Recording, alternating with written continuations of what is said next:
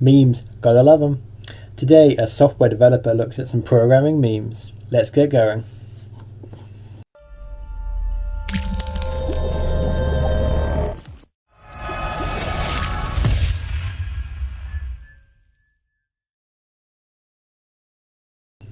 Right, let's say what have we got then? Let me bring up some lists that I have.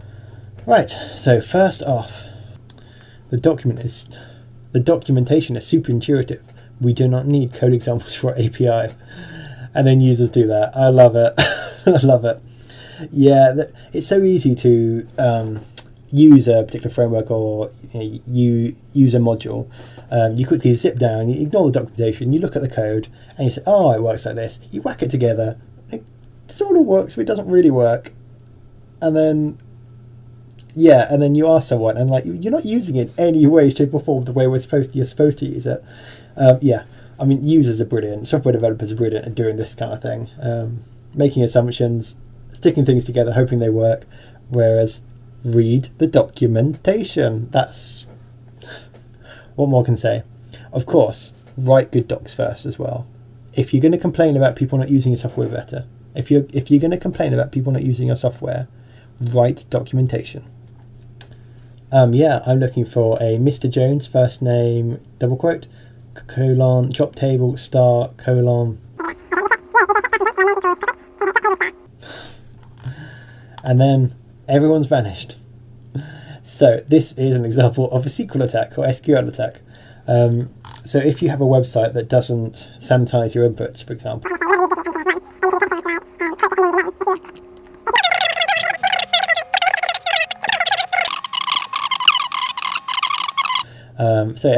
accurate, quite amusing, SQL injection with a prank call. I like it. Let's move on. It still counts, changed my mind. Problem solved in under 100 lines of codes. Around the back, import numpy as np. Yeah. So we can have such elegant solutions where only a small number of codes is used. But so in the Python community, there's a little bit of a joke where there's a package for anything. So whatever you want to do, you just say import thing I'm trying to do as thing, and then just run thing, and someone else has done the code for you. Now, obviously, this is something that software developers do use all the time. We import other packages, we import code from things that other people have written. And this is one of the best things about programming, because you don't have to write every single bit of code yourself. You can import things that other people have written. And usually the thing you've imported is of extremely good quality, and it will be such a waste if you wrote it yourself. The concept of standing on the shoulders of giants. Now, so that's good. I guess one could also look at this as it looks brilliant on the front end. It looks on the surface looks brilliant, but on the back end you've got a mass of extra dependencies and glunk that you really don't want. And one could say, why don't you code it yourself? Then you can have a beautiful body everywhere. But yes, for the most part, dependencies are a good thing, and it's a lot. This is quite fun. I'm enjoying this. Okay. People learning JavaScript. I'll use an array.sort to sort the list of numbers. JavaScript. Funnily enough, I actually ran into this trouble probably a few weeks now. Doing some JavaScript for one of my personal projects, and as you can see, it hasn't sorted it into a sensible order that you would imagine, which would be numerical. It's actually done effectively an alphabetical one on integers, which it is what it is. That's what, if you read the documentation, I'm sure that's what the documentation said you would do. But array.sort, you would naturally think that it will give you 1, 4, 21, 30, 1, 10,000, whatever that is, 100,000. But yeah, so this is always read the documentation and give it a test, because otherwise you could be drawn into a false sense of assuming that your code's going to work. Yeah, don't assume things from code that you haven't written yourself. Better than introducing the Oxford JSON, my bad array, foo bar baz, and the Oxford JSON, foo bar, comma, and baz. Oh, that tickles me. I like that. Very good, very good. I don't need to explain this. Oxford comma, yeah, if you want to sound fancy. Although I wouldn't advise Oxford Jason as a thing. After much effort, I finally scored a 100% Lighthouse score on my website. Yeah, on the website it's a blank screen. So I think this is very much a dig at, if you're going to have metrics to describe how good something is, a lot of the time you just code for those metrics. You don't necessarily code about how good something really is. So that does lead to very much quite a big problem in today's software developing kind of culture, where we do have these metrics which are very useful. I'm certainly not digging metrics in general, but you have metrics that sort of say how good your product is, how effectively ranking, how productive developers are, how good a product is, all these kind of things, A/B testing to determine, which kind of versions are better. And you have to be really careful that the conditions you're imposing, for example, your Lighthouse score, and trying to get as high on that as possible, is actually pushing you in the correct direction. Because it's possible that you are chasing a score which actually isn't in the best interest of your team or your product. And in this case, it's making fun of the Lighthouse score, which is I believe a score for judging web pages, saying that you can get 100% Lighthouse score, but you can have a blank page. There's nothing wrong with that page. That's true, there is nothing wrong with it. A bit pointless, but so in essence, you can have metrics to gauge how successful, how efficient, whatever it is something is, but don't be a slave to those metrics. Times I've used regex, times I had to learn regex. Corporate needs you to find the difference between this picture and this picture. They're the same picture. Oh my god, regex. Yep. It's one of those things. Every time I need to use it's not in here. I have to learn that each and every time. And I'm going to throw examples of regex on the screen, but someone who does not know how regex works, they just look mad. Such an amazing kind of they are effective, they are incredibly effective, and they are so useful, but it's really much an inside club. If you don't know how regex works, it is a bit of a black box. If you do, then they're pretty amazing. I would say I'm kind of in between. I know a bit, but yeah, the number of times I've learned the same, like, what does this mean in regex, is kind of insane. It's one more tutorial. Yeah, yeah, makes sense. Easy. Go implement what you've learned. Easy, right? Nope, can't do. Mine is blank. Yeah. The danger of people learning to code, thinking about maybe doing their own project, and then saying, oh, one more tutorial, and never actually going and just coding something. That is a little bit of an epidemic, I would say. So many people just love the safety and the comfort of tutorials, but the way to really learn how to code is to go try your first project. You will mess up in every way possible.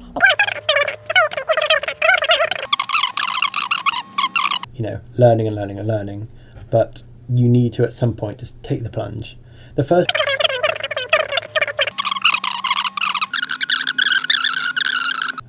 it's good there. I'm not bashing them, but you do need to use your code skills in the real world, and then you will become a programmer.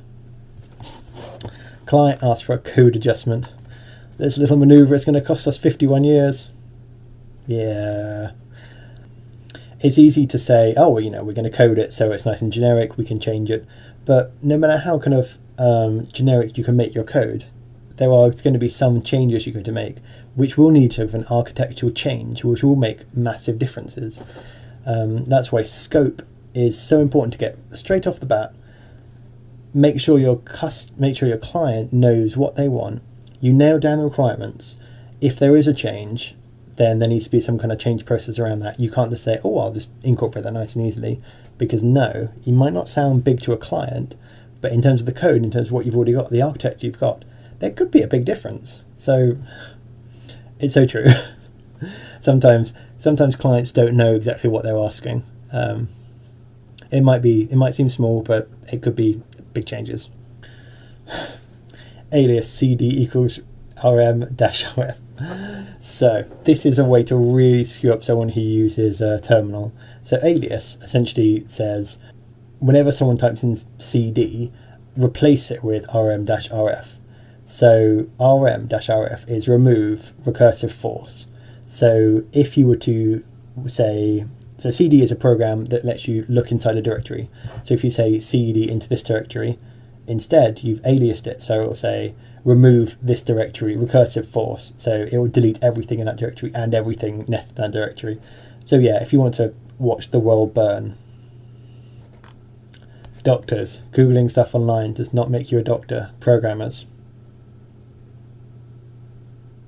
Yeah, we could not program without Google/Stack Exchange. The modern world, for some reason, there's the expectation that you should know everything. No, you don't need to know everything. That's what the internet's for. If you're not sure about something, you Google it with an educated mind. You review what's there, you throw out what's not useful, and you keep what is. That is the process. As a software developer, I Google something I don't know the answer to.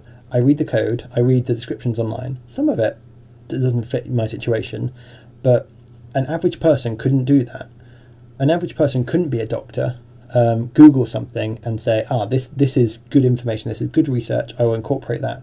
No, an average person will Google something and, diagnose himself with cancer. However, if a doctor Googles something, I know that they understand what they're reading. I know that they have a deep understanding of the kind of context around it. Just because someone can Google something does not mean they're on the same level as, for example, a doctor Googling something. If a doctor Googles something, it just means they have temporarily forgotten something, or they are not necessarily up to date with the latest research, or there is something that they can't quite remember. However, they have all the doctor kind of knowledge in their brain, all of the structure in their brain, to have an educated view of what they read. In the same way as a programmer, if someone who does not know how to code Google something on Stack Exchange, which is what every programmer basically lives on in order to do our jobs, they would read it. They wouldn't know how to apply that information. Whereas, as every programmer knows, you read Stack Exchange, you read the code, you make sure you understand that code before you copy and paste it into your own. Unfortunately, that last step doesn't necessarily happen. People copy and paste from Stack Overflow, and sometimes it's bad code. But yes, always make sure you know the code you're copying. But Googling is the fundamental bedrock of programming. One of the most important skills to know is not all these kind of frameworks, all this code knowledge. It is, if you can find that information, usually through Google or through looking docs or whatever, that is the most valuable skill any programmer can know. My ID when I declare a variable but haven't used it. Why? Oh, that's why. Yeah, so your IDE, or integrated developer environment, it's there to validate what you're writing is sane code. When I say sane, I mean so syntax is correct. You're not, in this case, declaring variables and not using them, because that would be wasteful. And they definitely have the reputation of being kind of overzealous. So you declare a variable, you're planning on using it, you might be doing other code, but it still like underlines it and says you haven't used it yet. You can even have it so when you save it, it removes variables that aren't there. I personally hate that, because you kind of type it in and you come down, I instinctively save it, it removes it, try and put some code in, and it fails because it's deleted it for me. And it's IDEs can be a little bit overzealous. So job specs. So I'm not going to read all this, but yeah, back in the day, their short list of things you need to know. 2020. C#, it's a massive long list of things. I think any developer can very much relate. 2031, who knows what we're going to be expected to know. There is a massive burden on developers to know everything, to know front end, back end, database technology, security, or everything. There's so many things that a software developer should know, but so much that as a team you should know, but any individual developer doesn't necessarily know. But there is a kind of conception that developers do know everything. If something comes up in the news and someone asks me, what's been in this, and I say, I don't really know much about that technology, it's like, oh, you're a developer, you should know. Well, no, I know a certain amount of things. I know the things that I do at work. I know a lot about, I know a lot about the things I do, but do I know everything?